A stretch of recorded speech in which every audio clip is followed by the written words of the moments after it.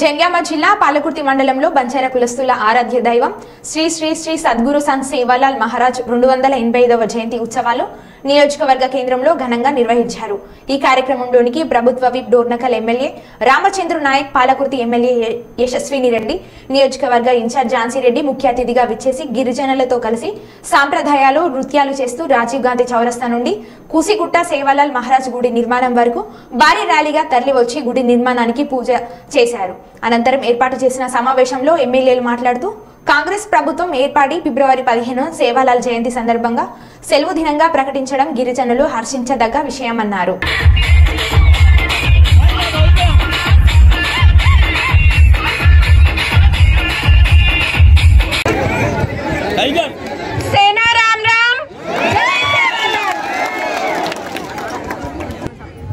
సేవాలాల్ మహారాజ్ జయంతి ఆ సందర్భంగా మనం అందరం ఇక్కడ కలుసుకున్నాం।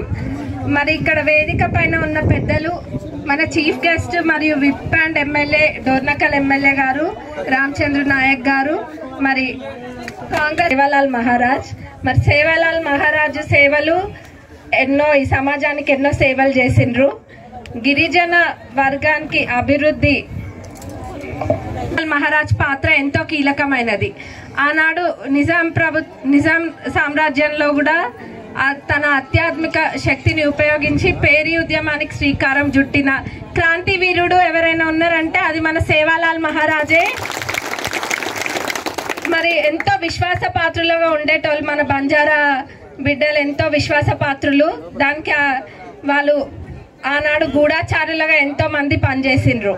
మీరు చూసినట్టయితే అంతటి నమ్మకస్తులు బంజారా ప్రజలందరూ కూడా। ఆనాడు గోల్కొండ కోటలోకి ప్రవేశించాలంటే ఎంతో బందోబస్తు ఉండేది, ఎన్నో తనిఖీలు చేసి కానీ లోపలికి పంపించకపోయేటోళ్ళు। అట్లాంటిది ఒక ద్వారం ఉండేది అక్కడ, మీ అందరికి తెలిసే ఉంటది, గిరిజన ద్వారం ఉండేది, బంజారా ద్వారం।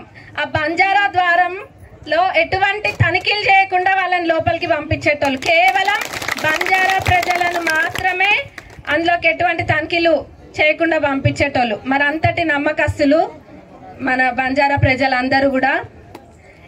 ఇదే కాదు, ఎలక్షన్ సమయంలో కూడా అయితే ఇందిరమ్మనే పెద్దపీఠం వేసింది, మరి ఎస్టీలకి భూములు ఇచ్చింది।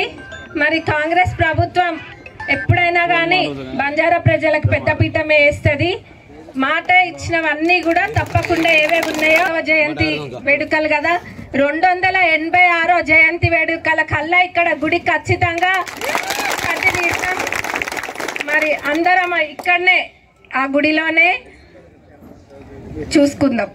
నెక్స్ట్ మనం మళ్ళా పిల్లర్లు లేపి మంచి గుడి కట్టుకుందాం, స్ట్రాంగ్ వేసుకుందాం పిల్లర్లు।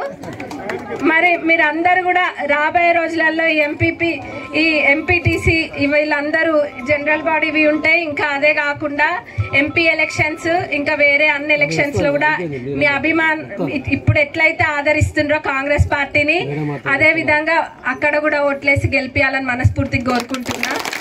మరి బంజారా ప్రజలు విద్య, వైద్యం మరి ఇతర రంగాల్లో ముందుకు సాగాలని మనస్ఫూర్తిగా కోరుకుంటున్నా। మీకు ఏదైతే చేయాలో అన్ని తప్పకుండా చేస్తా అని మరొకసారి మాటిస్తున్నా। Thank you. జై సేవాలాల్। ఇప్పుడు మన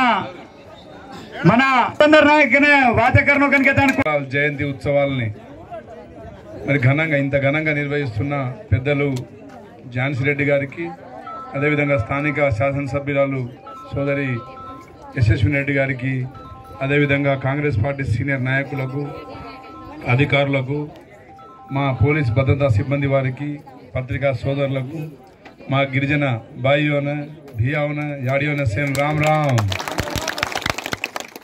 ముఖ్యంగా గ్వారేడ్ జాత్ అప్పుడే కాయింక గ్వార్ ముందు కాయింక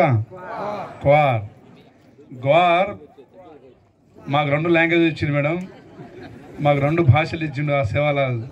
ఒకటి తిట్టుకోవడానికి, తిట్టుకునేది ఉంటే మా దాంట్లో తిట్టుకుంటాం, పొగడేది ఉంటే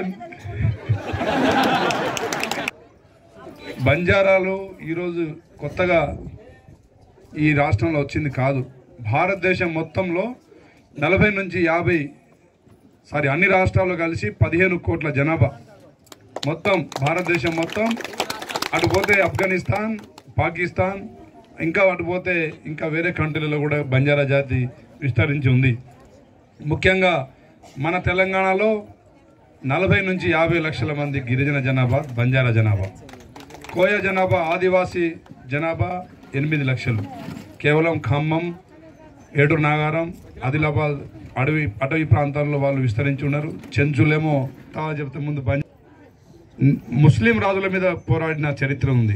పృథ్వీరాజ్ చౌహాన్, రాణా ప్రతాప్ సింగ్, మరి రాజస్థాన్ రాజులు రాజా మాన్సింగ్ రాథోడ్, జయసింగ్ రాథోడ్, భుక్యా, అదేవిధంగా అక్బర్ ప్రేమికురాలు జోధాబాయి మా బంజారా బిడ్డ.